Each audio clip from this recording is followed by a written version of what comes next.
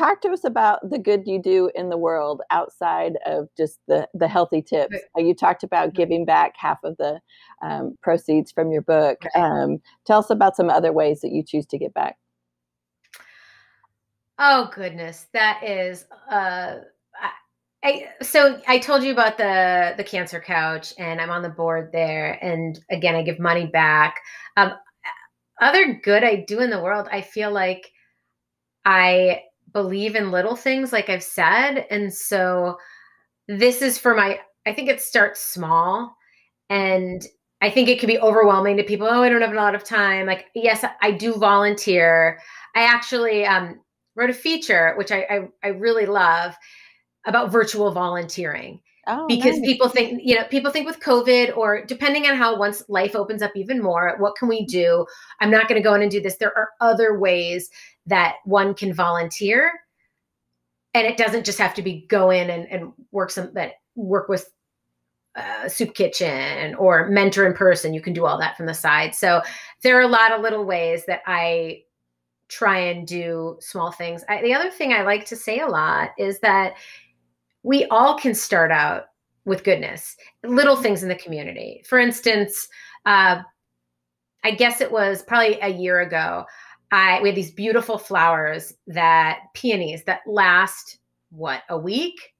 And I love them in front of our house. And so I said to my son, go grab all the mason jars in our house. We're going to cut these, and we are going to go around to some of our neighbors and friends, and we are just going to leave them on their doorsteps. We're not going to, he's like, well, let me go get a piece of paper and write a note. I'm like, I don't want to say who it's from. It's the small, random acts of kindness that I am trying to instill in him, and I'm trying to continue for us to do. I have somebody who this past week brought to my attention that that they were diagnosed with cancer. And so I reached out and I said, would you like me and a few friends to create a smile train? So think of how with many times when somebody has an illness, the community comes together and they create a food train, a meal train, so that every day.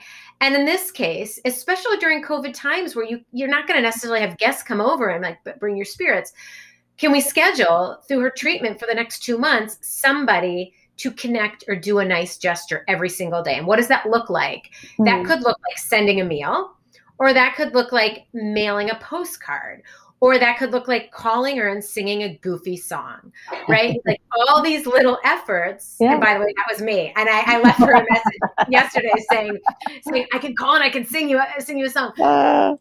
So I think for me, I'm having challenges in the day-to-day of COVID since I have a compromised immunity. Like I don't go anywhere in public. And so in some ways I'm doing less, but in other ways I hopefully am inspiring people to do more. The other thing that means a lot, and I do this as a part of Pretty Wellness and a part of the podcast, is I created what's called the Grateful Game. And what it is a tool that people can use and play with their families and friends in an effort to start a gratitude practice. And it came from when my son was 9, I got a book that was a gratitude journal, and I sat in bed with him at night and we'd write down what we were grateful for and why. But then it was like night and the light was on and it just didn't really work for us. And so we just started talking about it, and he had gotten one of those fitness trackers.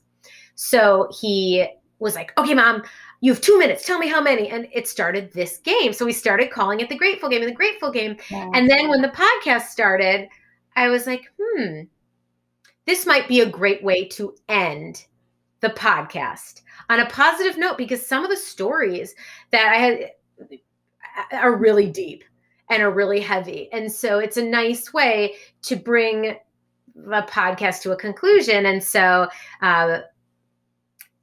we play the Grateful Game at the end of each podcast. And I love it. I love that. We do something similar at dinner, our families. We say, what are you thankful for today?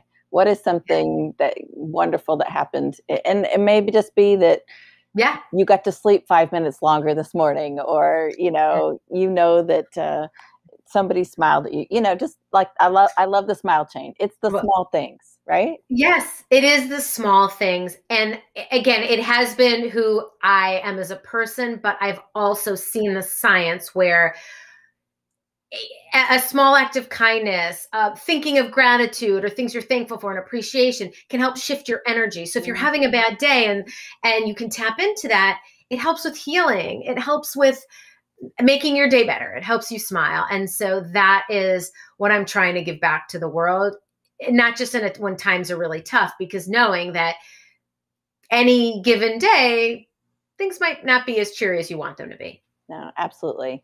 And I love your perspective in that giving back, connecting with your community. Yes, you donate the proceeds from your book. Yes, you go speak to other people, you volunteer at things, but you're also just providing ways for people to smile or to be grateful. I mean, like I said, it's the small things. Yes. So I would love for people to stay connected because I love chatting about these topics. The website's prettywellness.com. The Instagram, all my social media is at Pretty Wellness. So I'm very, I use Instagram a lot, and I share, like today I shared a recipe. In fact, that was that soup recipe that I talked about. I try and share how I make simple, healthy choices. And so I do a lot of that in the stories and on my feed. I try and provide inspiration. The podcast is Happiness Through Hardship, the podcast, and it's on Apple Podcasts, Google Podcasts, Spotify, Stitcher, all where you would listen to your favorite podcasts. And so, I encourage people to reach out and share stories or ask questions, and just makes us, I guess, a little bit happier.